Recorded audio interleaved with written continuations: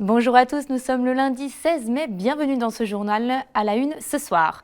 Le Fessé monte en Ligue 2 et c'est acté après sa victoire 2-0 face à Sedan ce vendredi. Une foule en liesse a envahi le Parc des Sports comme vous le voyez sur ces images. Nous reviendrons sur cette soirée pour le tout historique. Et puis nous irons à Fillinges pour évoquer une nouvelle fois le désenclavement du Chablais. Une concertation est en cours avec les communes concernées pour prévoir les infrastructures qui relieront l'A40 au carrefour des Chasseurs. Reportage à suivre dans ce journal.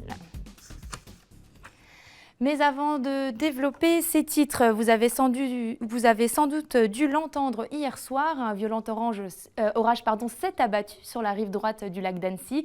C'était aux alentours de 20 h. Des habitations ont été inondées à Talloires, à Verrier-du-Lac et à Saint-Géroyot. Il y a eu des éboulements et des détériorations sur la voirie. À Menton-Saint-Bernard, une quarantaine d'interventions de sapeurs-pompiers ont été nécessaires pour limiter les dégâts. Antoine de Menton, le maire du village, a fait le point sur la situation cet après-midi. Il répondait aux questions de Lucas Ruche. Ce qui s'est passé, c'est un orage subit, extrêmement important, en quantité d'eau et de grêle, mais qui a duré relativement longtemps. Ce n'était pas juste le passage d'un orage sur le territoire communal, mais un orage qui a stagné au-dessus de la commune, notamment du bas de la commune. Alors nous, on a beaucoup de dégâts sur la voirie, sur le hameau de Ramponnet, essentiellement ensuite sur le secteur du Roc de Cher. Ailleurs, c'est plutôt des arrivées de gravier, de cailloux, de morceaux de bois, etc. Donc quelque chose d'assez pas dramatique qui nécessite beaucoup de nettoyage. Donc les équipes sont à l'œuvre depuis ce matin.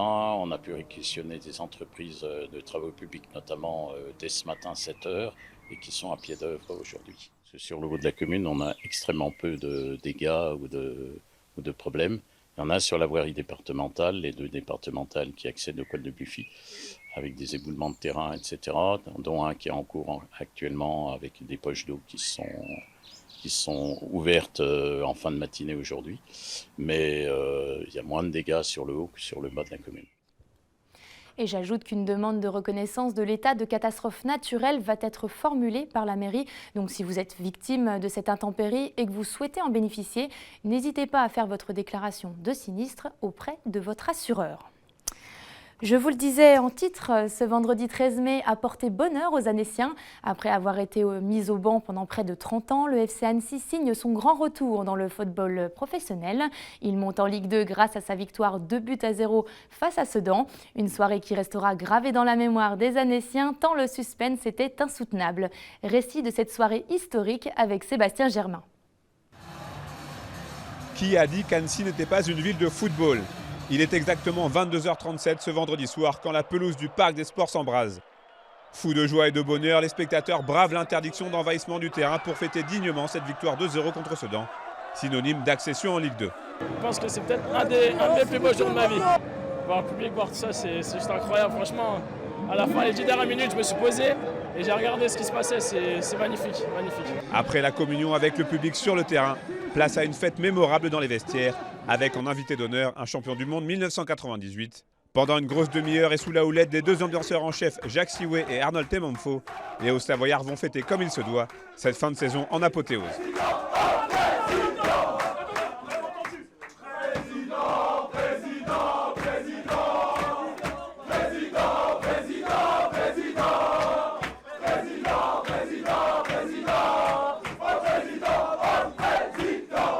Ouais, franchement, la semaine dernière, tu m'as dit ouais, est-ce que tu voudrais le fêter aujourd'hui? J'ai dit non, à Bourg.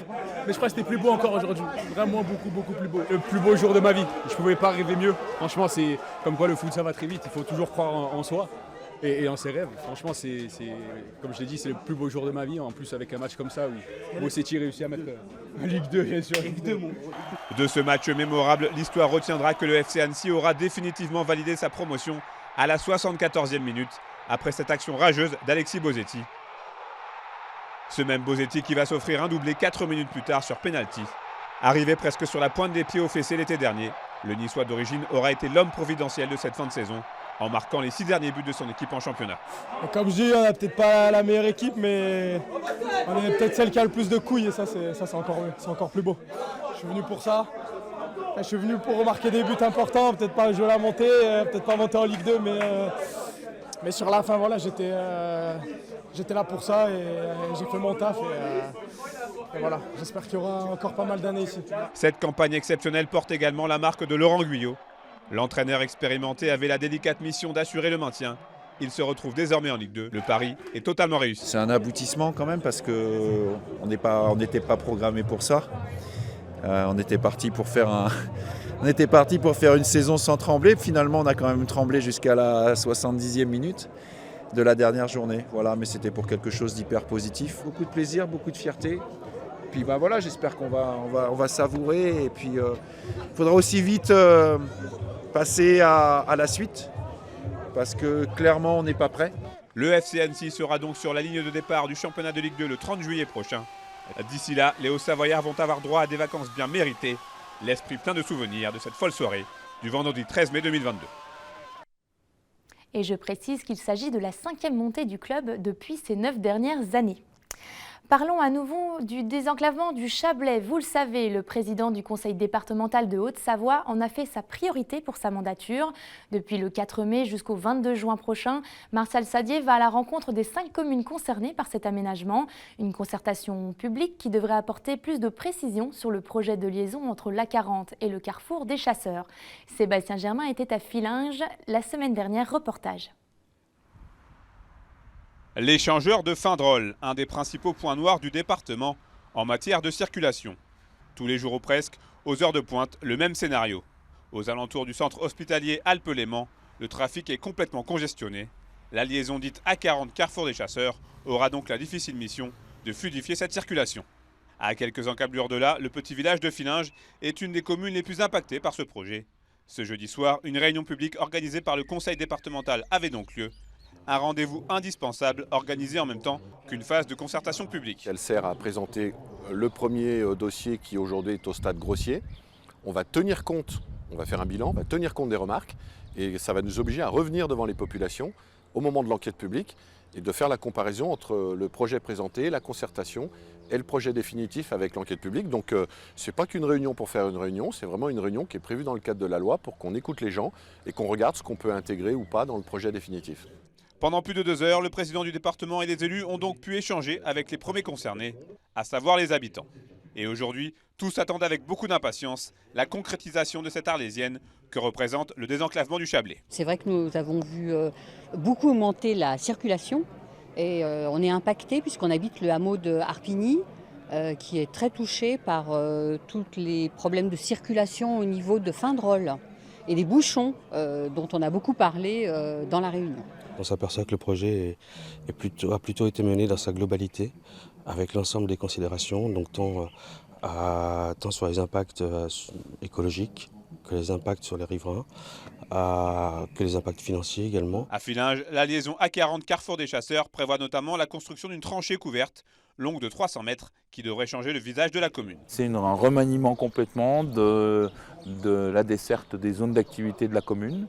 C'est beaucoup de choses. Je pense que très franchement, regardez le plan et le dessin, si on regarde bien, la commune de Fillinges est celle qui subira à cette occasion le plus de transformation. À nous d'être prêts à le faire de manière positive et que tout le monde en sorte grandi. Au total, ce sont donc plus de 9 km à 2 fois 2 voies qui seront aménagées entre l'échangeur de Findrol et le carrefour des Chasseurs à Ville-Lagrand.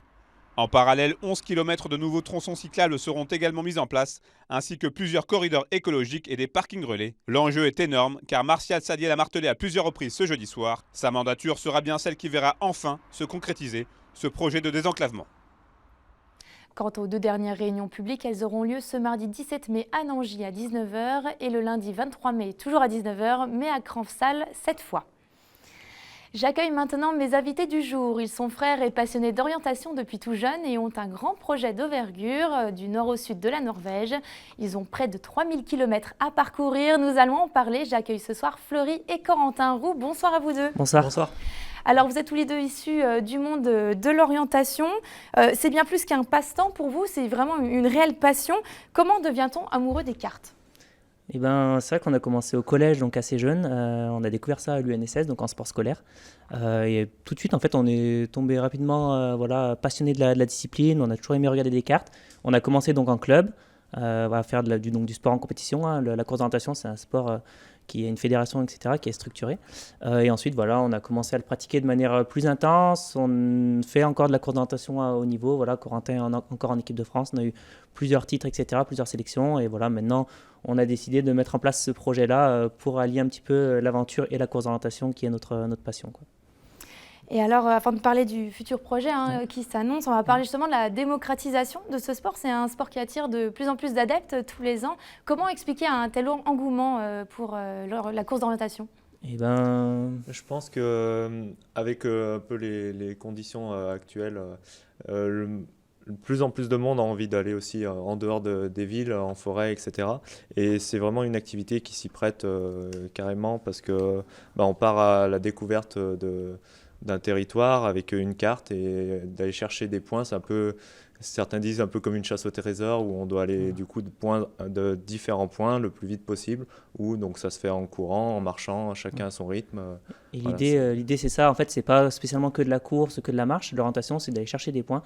Donc c'est beaucoup plus ludique finalement qu'une simple randonnée ou alors qu'un simple trail.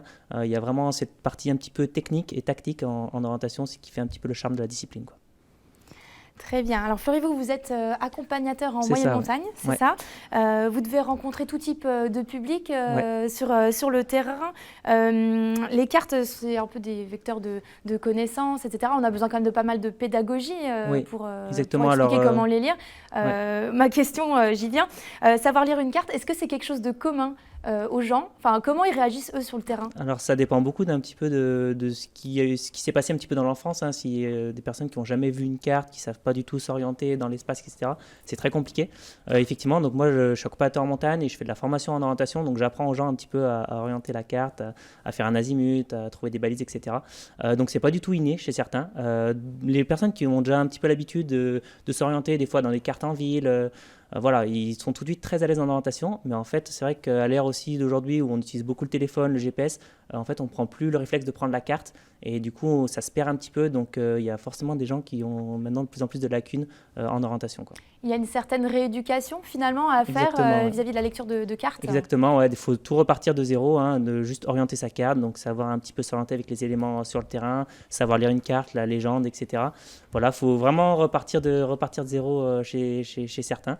Donc c'est un métier qui est intéressant et c'est vraiment une discipline qui est très, très intéressante aussi, quoi. Et globalement, ils s'en sortent bien? Oui. La marge de progression, du coup, elle est toujours très importante. Quand on n'a pas trop l'habitude de faire de l'orientation, tout de suite, dès qu'on se plonge un petit peu dans les cartes, dès qu'on commence à essayer de chercher des balises, voilà, avec une certaine méthodologie, tout de suite, ça va beaucoup mieux. Avec un peu de méthode, ça va beaucoup mieux tout de suite. Ouais. Corentin, vous êtes cartographe et orienteur de haut niveau. Pour vous, c'était logique de mêler à la fois le côté professionnel, mais aussi sportif? Oui, parce que pour moi, la course d'orientation, c'est vraiment une passion. Et je me suis toujours posé la question de savoir comment étaient faites les cartes. Et après, j'en ai fait mon métier et ça m'aide aussi sur ma partie haut niveau de savoir, de rentrer dans la tête du cartographe, de savoir comment il a représenté le terrain et pour la mettre en mode carte. Et du coup, tous ces aspects-là, moi, ça m'aide aussi sur ma pratique de haut niveau. Et c'est des réflexions que j'ai pour cartographier. Donc, je me mets plus dans la tête du coureur, de savoir est-ce que lui va voir ces choses-là, que moi je vois, etc. Et comment rendre une carte lisible pour tout le monde, pour des débutants comme des expérimentés. Qu'est-ce qui vous aide justement à mieux cartographier ce que vous dessinez? Il y a beaucoup d'expériences, on va dire, d'avoir couru sur plein de terrains différents, donc avec plein de styles de cartographie différents. C'est vraiment, la cartographie, c'est un peu un art de réflexion, de savoir quel élément je mets par rapport à d'autres pour que la carte soit lisible. Donc voilà, c'est tous ces aspects un peu sur les cartes que j'apprécie et qui justement font que les personnes arrivent de mieux en mieux à les lire. Alors pour le coup, je pose une question à vous deux. Vous vous rassemblez à vous deux, donc toutes les connaissances nécessaires pour partir un peu en exploration. C'était l'un de vos projets que vous allez réaliser. C'était un rêve d'enfance à tous les deux. Alors c'est pas forcément un rêve parce que, moi je rêve pas en tout cas de ça depuis que je suis petit, mais disons que c'est quelque chose qui se construit un petit peu d'année en année et puis voilà, on a un petit peu ce désir un petit peu d'aventure et voilà, lier un petit peu notre passion avec ce côté aventure. voilà, c'était un petit peu l'idée de ce projet-là. Donc oui, c'est un rêve depuis quelques années, disons. Voilà. Alors, une question simple, Ouais. mais pourquoi la Norvège? Alors la Norvège, c'est un pays qui a toute sa couverture nationale en carte de représentation. Donc c'est vraiment, il y a que quelques pays comme la Finlande et maintenant la Norvège et maintenant ça va arriver sur d'autres pays. Mais c'est un pays qu'on connaissait très peu et avec du coup cet aspect orientation qui s'ajoute, et ben, nous on avait vraiment envie, les paysages ont l'air magnifiques et ça va être varié tout au long de l'aventure. Donc c'est vraiment pour ça qu'on a choisi la Norvège. Alors, est-ce que vous pouvez rapidement nous rappeler un petit peu votre projet? On en a parlé rapidement Ouais. au début de l'interview, en quelques mots. Alors l'idée du projet, c'est de traverser donc la Norvège, donc on rejoint le point le plus au sud, donc on part de Lindenøsfjord pour rejoindre le Cap Nord, donc qui est le point le plus au nord de la Norvège, donc sur 3000 km, et d'utiliser donc les cartes de représentation pour pour traverser la Norvège. Donc il y a à peu près 3000 km, on est en semi-autonomie, et voilà, l'idée c'est de réaliser cette traversée en à peu près 100 jours, donc en essayant de faire 30 km par jour en moyenne. Alors, est-ce que vous savez à quoi vous allez vous attendre, enfin, à quelles difficultés vous allez être confrontés? Alors les difficultés, ça va être un peu sur le terrain. On a les cartes qui sont plutôt très précises, contrairement à des cartes un peu plus de randonnée. Vous Par les avez exemple, amenées d'ailleurs, voilà, on peut les voir. à porter. Donc ça, c'est la première carte. Par exemple, un rocher de plus d'1 mètre, il sera sur la carte. Alors que sur des cartes de randonnée, c'est un peu plus délicat à avoir. Donc c'est vraiment, on va utiliser tous ces aspects de la carte beaucoup plus précises pour naviguer, faire notre itinéraire et ne pas se perdre et ne pas avoir de moments où on ne sait pas ce qu'on va avoir plus loin. Ouais. Ah, vous allez sortir un peu des sentiers Voilà, battus, hein, si l'idée, on c'est peut ça. dire. En fait, on Pour est le coup, libre. Vous savez où vous Voilà. mettez votre pied, quoi. Chaque jour, en fait, on est libre de prendre l'itinéraire qu'on veut. On n'est pas obligé de suivre les sentiers. Avec la carte, en fait, on peut passer vraiment où on veut. Donc voilà, ça c'est l'opportunité un peu, c'est cette liberté. Et puis voilà, après dans les difficultés, il y a vraiment la longueur. On ne sait pas si on va pouvoir tenir un peu la distance, les 30 km par jour. Voilà, il y a un petit peu la longueur du projet qui fait qu'on part un petit peu à l'inconnu sur ce côté-là. On n'a jamais fait de projet aussi long, donc et on ne sait pas comment vraiment on va réagir. Donc il y aura forcément de l'adaptation au cours de ces 3 mois, quoi. Alors, vous allez partir quand? On part le 1er juin, 1er donc juin. dans 2 semaines maintenant. Dans 2 semaines, j'imagine que c'est bientôt prêt. Est-ce que vous avez prévu un dispositif où on pourrait vous suivre justement au cours de votre périple? Ouais, sur notre site internet, donc across-norway.fr, on a un petit GPS en fait qui va nous localiser toutes les 5 minutes. Donc tous les fonds de cartes sont disponibles sur notre site internet et on aura notre position finalement en temps réel toutes les 5 minutes. Voilà, donc il y a ce suivi qui est possible sur le site internet et sur nos réseaux sociaux aussi. Eh bien, merci en tout cas à vous deux d'être Merci à vous. venus sur le plateau et puis on vous souhaite un bon voyage. Merci. Ce journal touche à sa fin. Merci à tous pour votre fidélité à 8 Mont-Blanc. Tout de suite, la météo de Thierry Paulme, juste après votre émission Panorama. Cette semaine, Sébastien Germain vous fait découvrir le off des Assises européennes de la transition écologique. Merci à la rédaction et à l'équipe technique pour cette édition. On se retrouve dès demain à 18h pour un nouveau journal. Très belle soirée sur notre antenne.